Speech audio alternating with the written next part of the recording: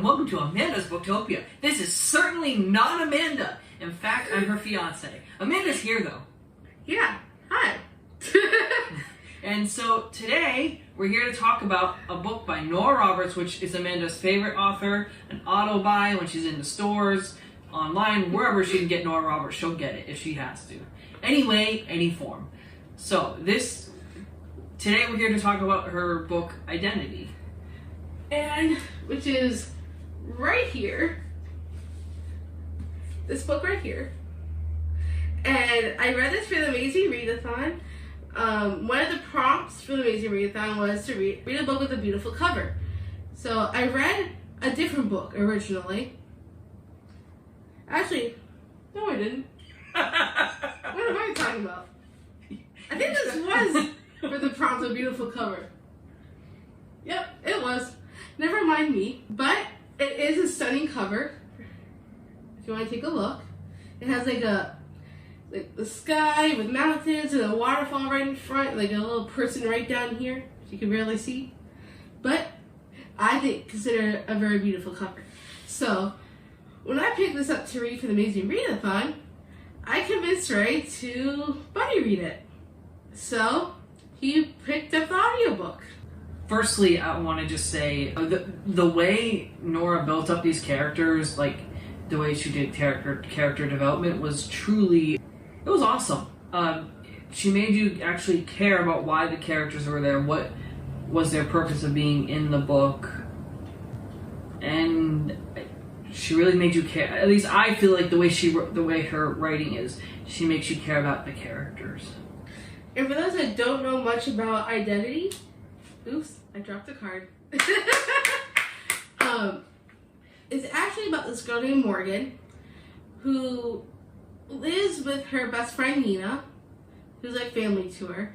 And then this guy just sweeps right on in, disrupts her life and Nina's. And next thing she knows, Nina is dead in her house. And he takes over her identity completely.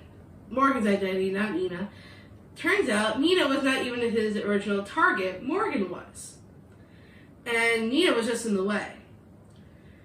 So he takes over Morgan's identity and he goes on this spree across the country, taking on other people's identities after Morgan. But Morgan was the girl that got away.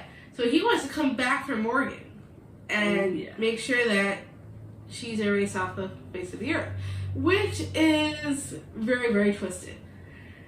So, I want to be very, very clear about something. Obviously, he is a terrible excuse for a human being. There's no way around it. He is a psychopath.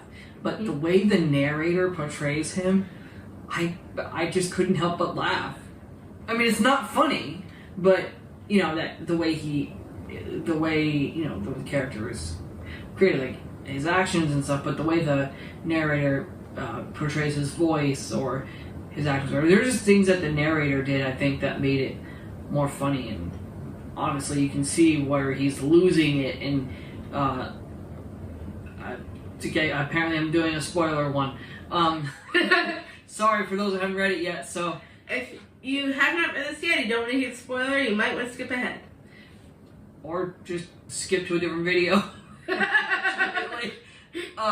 Or come back to this video after you read the book. There you go. After you read the book, come back to this. But honestly, I was reacting, and Amanda loves my reactions apparently when I read books, or especially books that she's recommended. Like, it's predictable. I mean, in my opinion, the book is a little predictable, but I still enjoyed the story, and I think that others will as well. And this is his first Nora Roberts book. He has never read anything by her before. Well, that might not actually be true, but we still can't figure... I don't think it was a Nora Roberts book. I do think He's thinking of a character that I believe is part of a different series, not a Nora Roberts book. You know what? If it turns out true, we'll post a link in the description below. But that's a whole nother discussion for a whole nother day. So, Ray, what did you think of the ending? The ending? What do you mean? It's was great, actually. I think, well, without giving away, don't forget, we're giving away spoilers anyways, so. You might as well, right? Yeah, so if you have not read this book, read the book before watching this part of the video. When the killer caught up, how the killer caught up with Morgan and what he was doing to her family, till she got there was, I was honestly, like, yelling at him, like, don't do that, don't! You know, like, you're a jerk, and, you know, I was really, honestly reacting to the book. And I was in the room when he was doing that. It was quite funny. Yeah, but, yo, hey, her and Miles getting married, of course, that's just a thing. That's, I mean, as I said, there is nothing in this book that isn't quite honestly predictable if you know, you know. There weren't very many twists, actually. Well, I don't feel like there were. A lot of the times, Nora, she doesn't really throw huge twists into books most of the time because she usually writes romantic suspense. So usually you could kind of sort of predict what's going to happen for the most part because in the end, all of her books have an HEA. There's always some sort of love romance going on. There's always somebody. There are characters that you could easily fall in love with, and she makes them very likable. And characters you can hate, yes. She is very good at writing characters. So how would you rate this book? I usually love her earlier works the best, but out of her newer ones, this might be one of my favorites besides Night Work, which Night Work is another recent Nora Roberts book. This one came out this year, Night Work came out last year. I read both back to back, pretty much. And honestly, I think I did give this 5 stars, but after considering, I might lower it to 4 because I really feel like Night Work was better than this one. But I did absolutely love the characters, and that's the reason why I had such a high rating. And there wasn't really a huge twist in this one. Like, not like Night Work. Night Work has a slightly better twist. But somewhat, this is probably a little bit more predictable. But when going into Nora Roberts' writing, most of her storylines are very similar. But it's the way she writes the story that makes you really get sucked in.